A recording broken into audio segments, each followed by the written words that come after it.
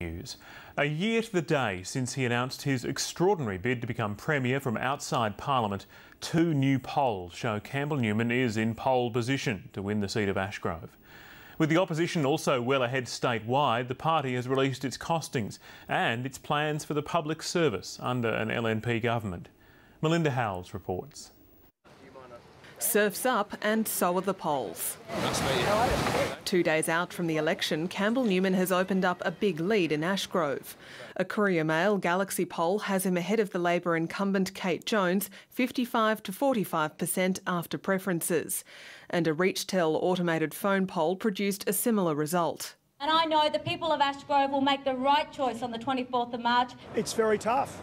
It's very tough. Apparently so tough that Mr Newman skipped the release of the party's costings, despite yesterday saying he'd be there. We need to try and win the seat of Capalaba, and that's where I'm going today. And he wanted to get there in a hurry. Today I'm going to jump into the ocean and swim away from you all. Wouldn't you like to see that? But first he released his plan for the public sector. It's a 3% growth target, which means that the public service will grow, okay, overall. Although some positions would be lost through natural attrition. No forced redundancies. The government's 2.5% wage rise cap would be scrapped. Public servants who work hard are entitled to have their wages at least keep pace with inflation. Labor says the numbers don't add up.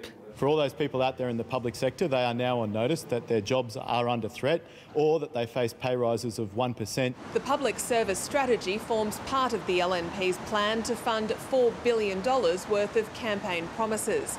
The party would also increase fines and make 20% cuts to government travel, advertising and consultants' fees.